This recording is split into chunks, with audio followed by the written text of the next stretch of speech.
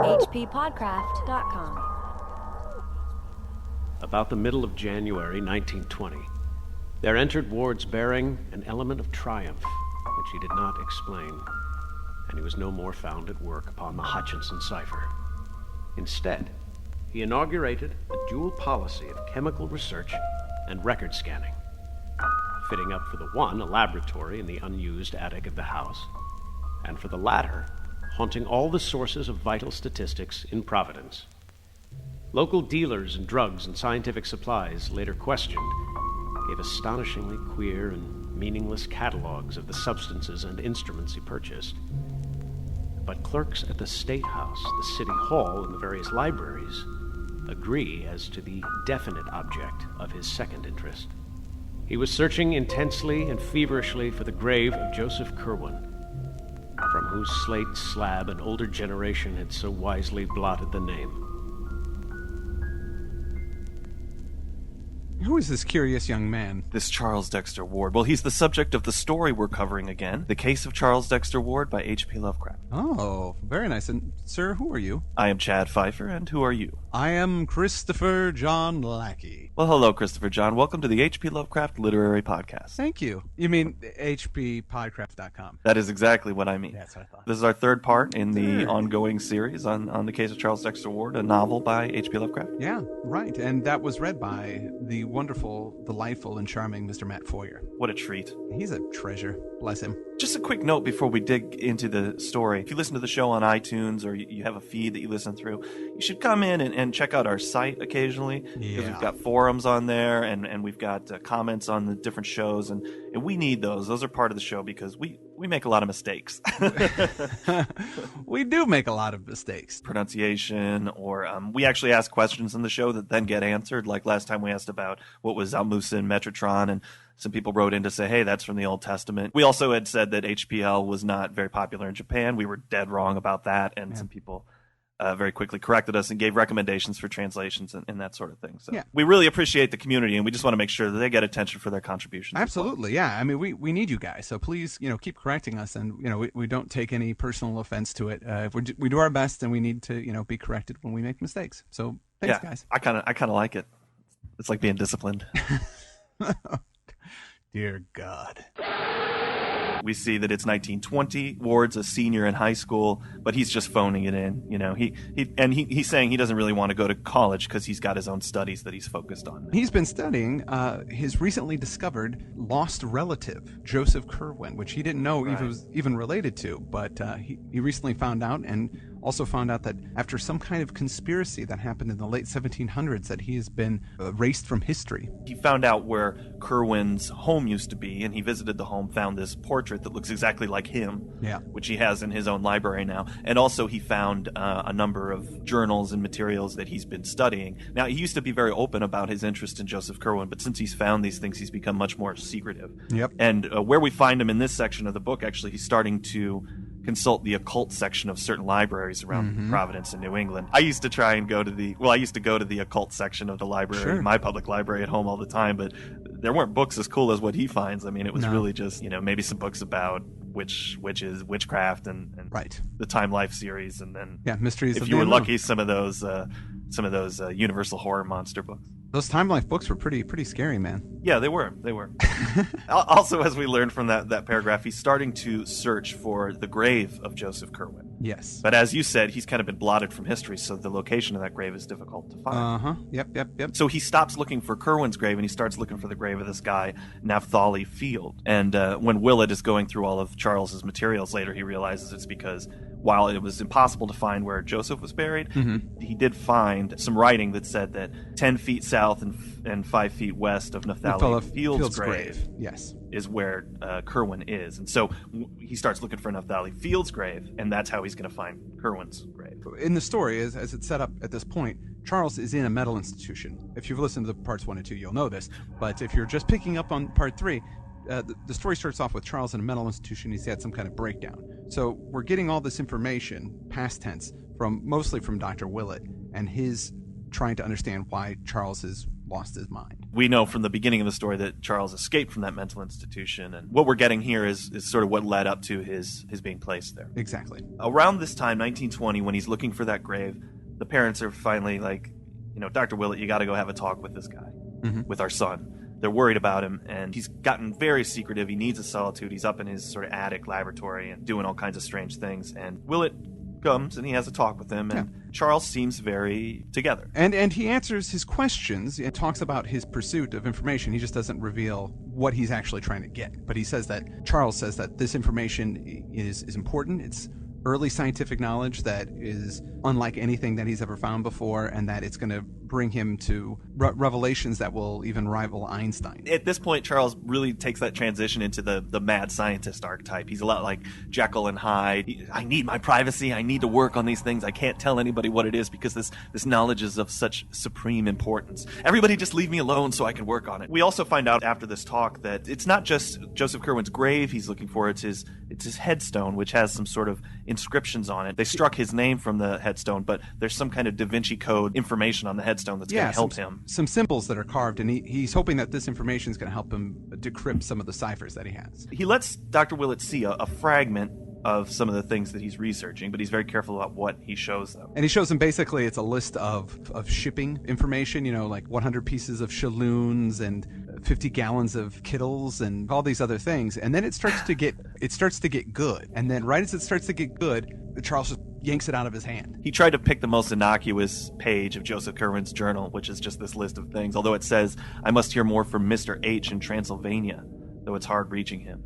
And that Mr. H, I think, is Hutchinson, who was one of Joseph Curwen's compatriots, somebody that he was working with on his mysterious necromantic experiments. Hutch. Yeah, Hutch is what we call him. But Hutch is in Transylvania now. That's where he scrammed to, or he was then at least. As Willett turns the page, he sees this reference about something breeding outside the spheres.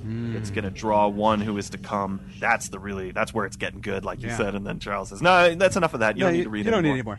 Done. Out the door. Willett does examine the painting of Joseph Curwen a little more at this piece too, and he sees that he's got that slight scar pit in the brow above his right eye. He makes special note of that. But Dr. Willett goes towards parents and says he's not crazy. His work might actually be important. So I guess we should be a little lenient with him at this. Sure, of course. What Charles really wants to do is go to Europe. He wants to go to Europe now. But his parents say, no way. You're 18 years old, dude. You're not going. You can't handle it. The time comes in April 1923 when his maternal grandfather dies and gives him a bunch of money. And then Charles says, hey, you know what? You can't stop me. I'm going. He spent 3 years in his occult ramblings, and then he's ready to go to Europe. He does travel a little in the U.S. while he's doing his occult ramblings before he leaves. It says once he went south to talk with a strange old mulatto who dwelt in a swamp and about whom a newspaper had printed a curious article. Oh. What's that a reference to? Who knows? But it could be a reference to Castro in the Call of Cthulhu. Yeah, that's what I thought too. Yeah. Is it the right time? Castro... He was still alive. He doesn't die at the end of Call of Cthulhu. But I guess Castro could still be around. So he goes to Europe.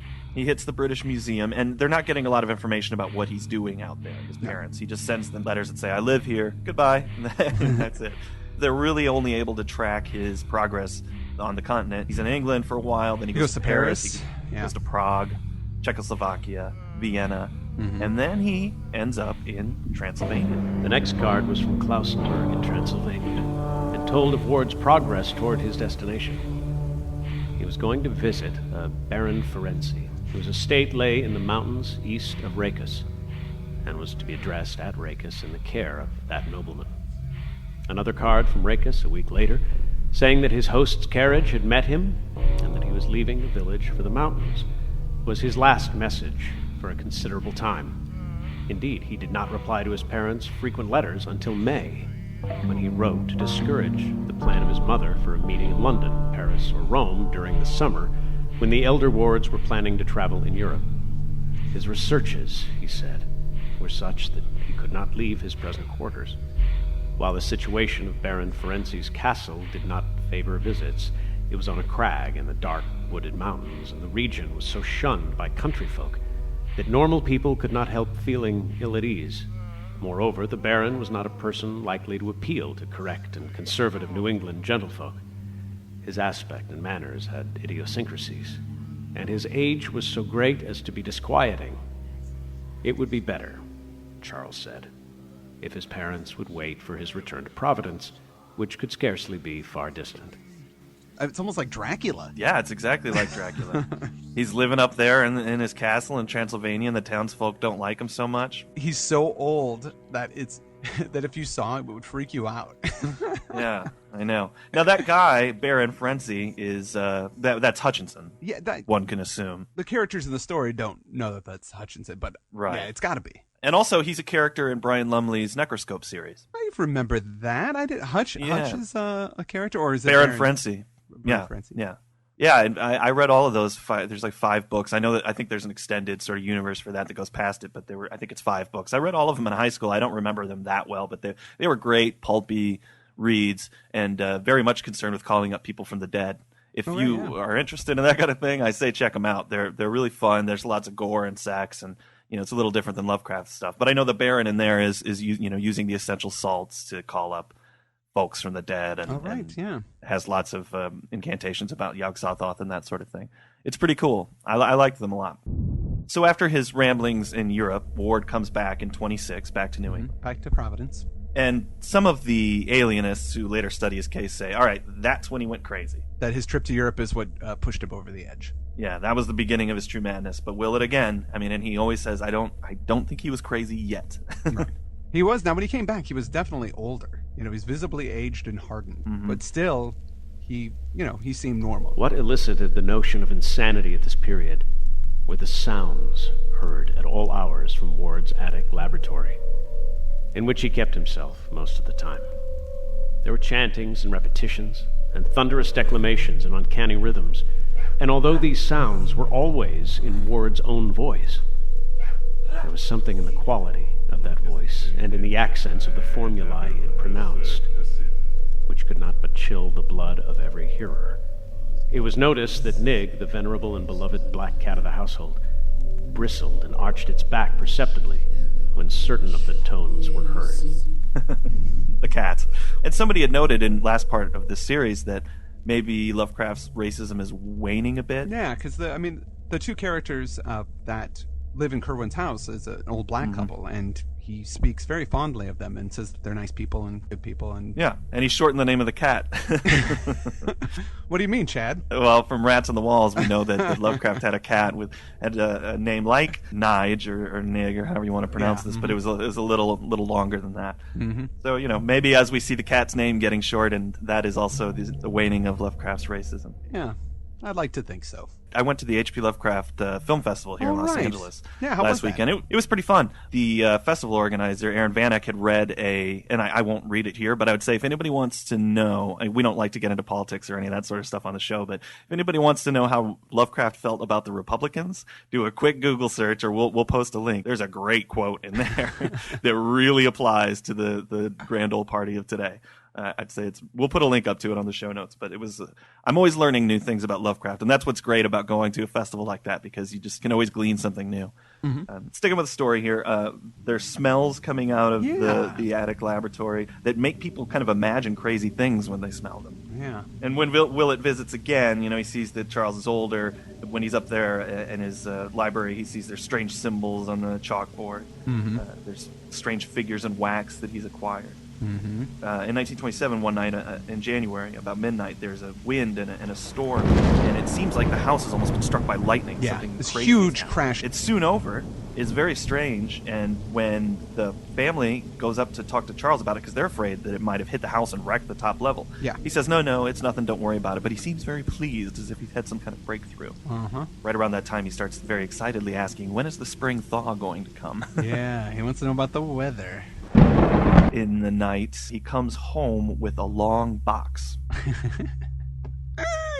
This is the thing about the story. I mean, every time I read this, it seems so obvious to me what's going on. Yeah. And it's really hard to suspend disbelief when I'm reading it. And I try to get in the head of the characters and thinking, of course, they're not from a world where these things are possible. They don't think about people robbing graves and doing magic and trying to summon up dead people, and it doesn't even occur to them that these things happen or even possible. I always think that Mrs. Ward is just hoping against hope that her son's just up there masturbating. That's what all the chanting and screaming is about. That's whatever he's getting shipped to him. He's just embarrassed about what's going on with his own body, and so she's being polite and trying not to invade his privacy.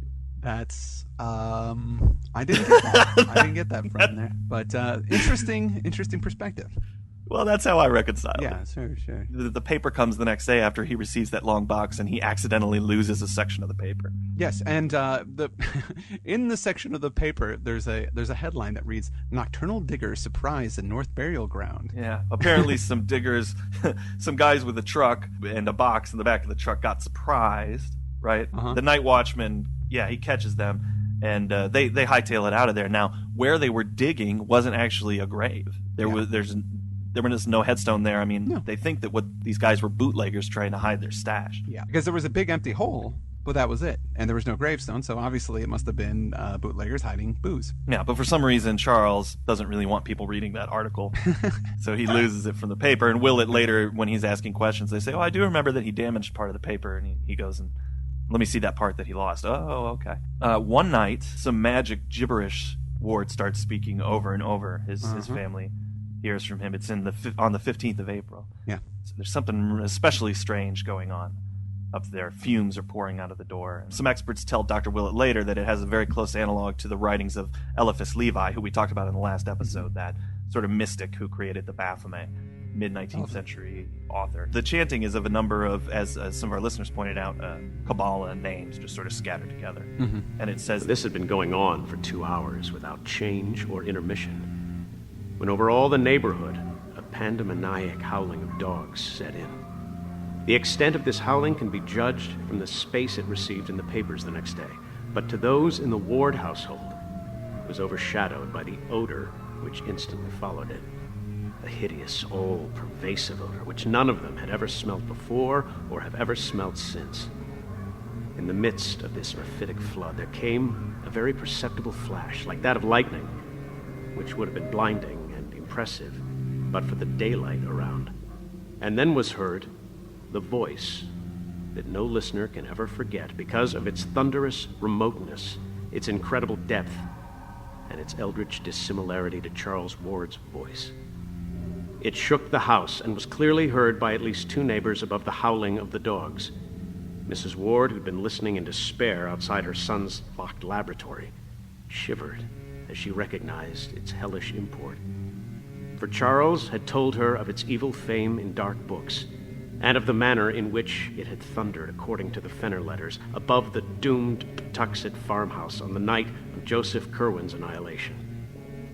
There was no mistaking that nightmare phrase, for Charles had described it too vividly in the old days when he had talked frankly of his Kerwin investigations. And yet it was only this fragment of an archaic and forgotten language. Dies, mies, Drushet, Boene, Doesef, Duvima, Enitemos. Something really big happens, obviously. And this is sort of where things change. A big event has transpired here. Well, I don't know how we should discuss the story. If we should discuss it as the story progresses, or if we should be doing this because this is where he brings up Kerwin. Yeah, I mean, as you said, it's so obvious. There's no reason for us to pretend that we're as naive as the rest of the people in the story. There's a scream that turns into some laughter after he does that incantation. Yeah. Mrs. Ward politely knocks at the door and hears 2 screams from 2 different people within the door, and because of that, she faints. When Mr. Ward gets home, he finds her up there stretched out, and he hears some low conversation happening within the room. And they're two separate voices. One voice, obviously Charles, and the other, it's when they talk about it as if it's Charles trying to change his voice, like he's speaking in deeper, hollower tone. And obviously, it's 2 different people. Yeah, and when he revives Mrs. Ward, or within the doors, they hear Mrs. Ward cry outside, and then that's when he hears "shh, right" from inside, meaning that Charles is saying let's write so that people don't hear 2 people talking in here. Yes. Over dinner that night, they decide this has got to stop. Mr. Ward puts his foot down. And he goes up and he just says, "We can't have this going on in our house. Your mother is upset. You're freaking her out. You need to stop saying your words and making your explosions and stinking up the joint with your crappy chemicals. This is stopping. I'm putting my foot down. I'm the pops. And he says, you're right. I'm sorry. This is, your place. I'm done with all this stuff. I'm just going to do some kind of book research now. That's what I'm going to be into. I'm not going to be doing these things anymore. I'm sorry. Right, which sort of silences Mr. Ward. It's that thing where you're really mad at somebody and you come after them and they go, I agree with everything you're saying. I'm being weird and I shouldn't do that. And then you're totally... Well, I don't know what to do now. I was expecting a fight. And he kind of goes, well, okay, that's it. And, when he's walking, walks away and leaves it be. But unfortunately, poor old Nig, dead. Cat died right when that happened. And his, what did it say? It said he was found with staring eyes and fear-distorted mouth. Oof. Now, how do you know a cat has a fear-distorted mouth? Well, what does that look like? Well, this book research that Charles is now doing is about things that he should already know. He clears his library up of all of these modern books about history and that sort of thing. He's bringing them up to the attic. And also, after that night, the painting of Kerwin crumbles to dust. On the north wall rose still the ancient carved overmantel from the house in Olney Court. But to the cracked and precariously restored oils of the large Kerwin portrait, disaster had come. Time and unequal heating had done their work at last, and at some time since the room's last cleaning, the worst had happened. Peeling clear of the wood, curling tighter and tighter, and finally crumpling into small bits with what must have been malignly silent suddenness. The portrait of Joseph Kerwin had resigned forever its staring surveillance of the youth it so strangely resembled, and now lay scattered on the floor as a thin coating of fine bluish-gray dust. So it's gone. And what's extra strange about it is Dr. Willett says, oh, hey, too bad about that painting. And Charles is like, oh yeah, whatever. He finds it kind of amusing, actually. Yeah. That reminded me, we talked about Oscar Wilde in the last podcast, a bit of the picture of Dorian Gray, where the painting of Kerwin is somehow related to him in some mystical way. And when he comes up, when he is born again, the painting crumbles. Mm-hmm. And that brings us into the fourth section of the case of Charles Dexter Ward. A mutation and a madness. Things start to change for Charles. He is doing more book research. There's less laboratory research. And he's eating a lot more. Almost enough for 2 people. Yeah. And one of which has a very ravenous appetite. People are seeing that he's going to Kerwin's old house in Olney Court and hanging around in the cellar of that house a lot. Yeah. Also looking along the riverbank of the Pawtuxet for something. And in May, things start up again. And he starts doing his rituals and doing his wackiness and the voices. And then, of course, Mr. Ward comes in and says, look, we had to talk about this. You said you wouldn't do it anymore. And then he says, you know what? I'm terribly sorry. I'm going to stop doing it. Don't worry about it. I'm moving on. Yeah. One of those conversations that they could hear through the laboratory door, Charles talking to himself. Mrs. Ward listens at the door and she hears the words, must have it read for 3 months. Must be read for 3 months? And, the butler quits around this time, too. Who is a worthy Yorkshireman. Yeah. Oh, that's right. Yeah. One night, Charles appears with a suitcase. Yeah. Something in Charles's gaze is really unholy, and it freaks the butler out. So he says the next day, Mrs. Ward, I can't be in your service anymore. Your kid's freaking me out. And he quits. Yeah, he had been working for years. And Mrs. Ward doesn't actually take a lot of stock in what the butler says because she thought she heard Charles up in his quarters all night sobbing. Yeah. Quietly. He's up there crying. What's he doing? Yeah. What is going on? He's probably crying because he's unable to deliver the paper to his folks without losing sections of it, which is what he does again the next day. When Willett goes back to see what it was he lost, it's a couple of very telling articles, one of which is more cemetery delving. Yeah, the big important part of this is the grave of Ezra Whedon, born in 1740, died 1824. His body has been taken, the headstone splintered. That's pretty fishy. Now, if we remember, Ezra Whedon was the mastermind behind the whole operation that got Kerwin busted. I know. It says in the article, actually, Ezra was involved in some very peculiar circumstances shortly before the Revolution. It's almost as if the author of this article for the paper has read the rest of the story like we have. There's a lot of very interesting details in that article. Another thing that was heard, or a separate article reports on noisy dogs in Pawtuxet who were howling as a result of what sounded like the shrieks of a man in mortal terror and agony. Because there was a very sharp and brief thunderstorm. Right. Somewhere focused along the riverbank. How can they tell that? That a riverbank, I guess they just have really good reporters. Yeah, these reporters are excellent. In fact, it's too bad that they didn't call in some of these reporters. They would have solved this crime immediately. But they didn't, and apparently that's actually, I didn't remember that from my first read of the story, but Kerwin goes out and gets revenge on the guy. Yeah. Pretty nasty. I mean, Yeah. he gets his body, calls him up again, and then tortures him, I would assume. I'm guessing that's what he does to him, which is pretty heinous. Yeah. Can you imagine? I mean, Ezra went to his grave, and on his deathbed, he's like, thank God I took care of Joseph Kerwin so that everybody can live in peace. And then he dies. Next thing he knows, ouch! What's going on? Where am I? Ouch. Oh. Oh, golly. Well, on top of that, Charles has been looking more and more haggard and Hunted. Haggard and hunted is what he says specifically.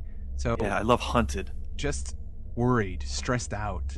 Something's going on. And there's also been some reported cases of vampirism. This is that wave of vampirism. Somebody's creeping in through open windows and Or attacking people out on the streets. a live leaping monster with burning eyes who's fastening his teeth on the throat or upper arm and feasting on people. That is so creepy, man. Yeah. It's the throat and upper arm. He just gets a hold wherever he can, and it's ghastly. Gobbles it up. Well, he's sort of a zombie. He kind of is a zombie or a ghoul. Well, Dr. Willett is sure that Charles Ward is innocent of the wave of vampirism. He doesn't exactly say why he's sure of it. Yeah. Other than to say that his increasing pallor, if anything, should let you know that he's not really drinking blood. He's looking anemic and really bad Yeah. around that time. And everything's going kind of downhill here, and Mrs. Ward is just not holding it together. You know, she's really freaking out, and so Willett sends her off to Atlantic City for an indefinite recuperative sojourn. So she's going to go have a vacation and sit in front of some slot machines and have a few drinks and Oh, why not? try and get her head together. Willett says only send her cheering letters. Don't write about the wave of vampirism. Yeah, cut. But not long after his mom takes off, Charles buys, or at least tries to buy, a bungalow in Patuxent. And I think it's just a concrete little bungalow. Why somebody would want it, I'm not sure, but Out in the middle he of pays nowhere. he pays a lot of money to get it, making good on his promise to his father. I'll take my researches somewhere less offensive. It says, To the Patuxent bungalow, Charles transferred all the secrecy with which he had surrounded his attic realm, save that he now appeared to have two sharers of his mysteries. A villainous-looking Portuguese half-caste from the South Main Street waterfront who acted as a servant, and a thin, scholarly stranger with dark glasses and a stubbly, full beard of dyed aspect, whose status was evidently that of a colleague. Neighbors vainly tried to engage these odd persons in conversation. The mulatto Gomez spoke very little English, and the bearded man who gave his name as Dr. Allen voluntarily followed his example. Ward himself tried to be more affable, but succeeded only in provoking curiosity with his rambling accounts of chemical research. Before long, queer tales began to circulate regarding the all-night burning of lights, and somewhat later, after this burning had suddenly ceased, there rose still queerer tales of disproportionate orders of meat from the butchers, and of the muffled shouting, declamation, rhythmic chanting, and screaming supposed to come from some very deep cellar below the place. Most distinctly, the new and strange household was bitterly disliked by the honest bourgeoisie of the vicinity, and it is not remarkable that dark hints were advanced connecting the hated establishment with the current epidemic of vampiristic attacks and murders, especially since the radius of that plague seemed now confined wholly to Patuxent and the adjacent streets of Edgewood. all the citizens are like, I just hope that guy's masturbating out there.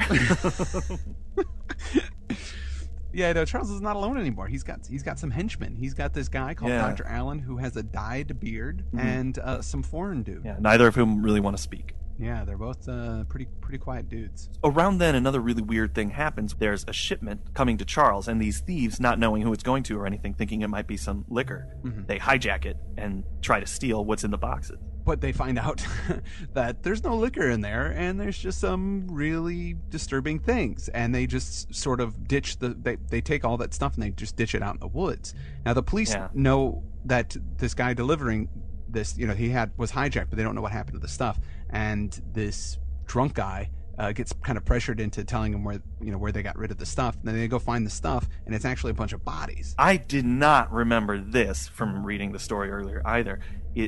these remains are not just any remains. There's some very prominent historical figures in here. It's so shocking they have to wire Washington and let them know a national treasure has been unearthed here. And, it would be good for people not to find out what's going on. Yeah. So I wonder who was it? Who was it? Was it Lincoln? I think it's Ben Franklin, actually, because later in the story, when we could talk about it when we get to it, they talk about must have the remains of BF. So I'm not kidding. I didn't put that together. No, I didn't get that. They were trying to resurrect Benjamin Franklin. Benjamin Franklin, yeah, to get his knowledge of I don't know, the stove and the Gulf Stream and electricity. I mean, I love Ben Franklin. He's a really smart guy. When I figured that out, I got really mad at Kerwin. Like, how dare you? I love Ben Franklin. You son of a bitch. I just assumed it was some people in history and he was leaving it intentionally. But when he talks about the remains of BF, I bet you're right. It is probably Benjamin Franklin. What? How dare you? That's great. That makes him even more villainous. That's really villainous, because I just imagine him having, Ben Franklin's all naked and tied to a chair, Oh, no. Tell me about the mysteries of France, French women, I don't know what did you really keep to that schedule you laid out for yourself in your autobiography? Tell me, I must know. So anyway, the cops, of course, come to Charles, and they say, yeah, why was this addressed to you? What's going on? And he said, oh, well, I ordered this stuff overseas, and, I'm doing medical research. I thought I was getting anatomical specimens, so... I didn't know what the identity of these things were going to be. Yeah, nobody told me anything like that. And then, of course, this guy, this Dr. Allen, steps in and is like, yeah, he didn't know. And he was very convincing, and the cops just kind of go, well, all right, I guess, no harm, no foul. Yeah. The guy with the beard said so it must be true. That's so crazy. Yeah. I just ordered some books from Amazon. How did I know the Declaration of Independence was going to show up? I couldn't have known that. I couldn't have known. Blame the guys in shipping. Yeah, it's definitely a shipping mistake. They had some anatomical examples, and then they had Ben Franklin, and they just got confused, and they sent the wrong one. That's not my fault. Oh, golly. Well, anyway. Now, things really take a turn here. February 9th, 1928, Dr. Willett receives a letter from Charles Dexter Ward from Providence, Rhode Island, February 8th, 1928, and it says, Dear Dr. Willett, I feel that at last the time has come for me to make the disclosures which I have so long promised you, and for which you have pressed me so often. The patience you have shown in waiting, and the confidence you've shown in my mind and integrity, are things I shall never cease to appreciate. And now that I am ready to speak, I must own with humiliation that no triumph such as I dreamed of can ever be mine. Instead of triumph, I have found terror. And my talk with you will not be a boast of victory, but a plea for help and advice in saving both myself and the world from a horror beyond all human conception or calculation. You recall what those Fenner letters said of the old raiding party at Patuxent. That must all be done again, and quickly. Upon us depends more than can be put into words. All civilization, all natural law, perhaps even the fate of the solar system and the universe. I have brought to light a monstrous abnormality, but I did it for the sake of knowledge. Now, for the sake of all life and nature, you must help me thrust it back into the dark again. I have left that Patuxent place forever, and we must extirpate everything existing there, alive or dead. I shall not go there again, and you must not believe it if you ever hear that I am there. I will tell you why I say this when I see you. I have come home for good, and wish you would call on me at the very first moment that you can spare 5 or 6 hours continuously to hear what I have to say. It will take that long. And believe me when I tell you that you never had a more genuine professional duty than this. My life and reason are the very least things which hang in the balance. I dare not tell my father, for he could not grasp the whole thing, but I have told him of my danger, and he has 4 men from a detective agency watching the house. I don't know how much good they can do, for they have against them forces which even you could scarcely envisage or acknowledge. So come quickly if you wish to see me alive, and hear how you may help to save the cosmos from stark hell. Any time will do. I shall not be out of the house. Don't telephone ahead, for there is no telling who or what may try to intercept you.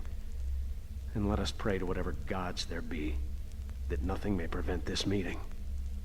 In utmost gravity and desperation, Charles Dexter Ward. P.S. Shoot Dr. Allen on sight and dissolve his body in acid. Don't burn it. And that's a postscript, by the way. That's just, a little side fact. If you see Dr. Allen, murder him and dissolve his body in acid. Don't burn it. Yeah. Cause Don't burn it, which is that's probably what you would have done. You would have burned his body after murdering this man that you've never met. But that's a bad idea. You have to dissolve him in acid. And Dr. Willett receives this note about 10:30 a.m. and says, well, I've got some patients to see, but around 4 o'clock I'll get over there and see what's going on. We'll get to that in the next episode. Yeah. It's a very urgent thing that Charles needs from him. And, we're goofing around and making a little fun of this, but I feel really bad for Charles at this point in the story. I mean, it really is a tragedy, in line with most mad scientist stories. He was just following a thirst for knowledge, what, most everybody does. They want to know things. They want to understand the world around them. He's not doing anything that wrong, but bit by bit, he, kept stepping across that line until finally he realized he was way, way over it. Now he's trying to run back, but looks like it's going to be a little too late. And there's some really cool pieces coming up, and we're excited to get to them in the next episode. But for now, that's all we have. Well, I want to thank again Matt Foyer for being such an awesome reader. Thank you so much for doing this for us, and I'm looking forward to seeing your performance in The Whisperer in Darkness. Oh, right. It should be due out in a month or two, I believe. I saw a scene from that at the film festival, and it looked amazing. I'm really excited to see it. Pretty good. That's all we've got for this week. I'm Chad Pfeiffer. I'm Chris Lackey, and this has been the H.P. Lovecraft Literary Podcast. At hppodcraft.com. hppodcraft.com.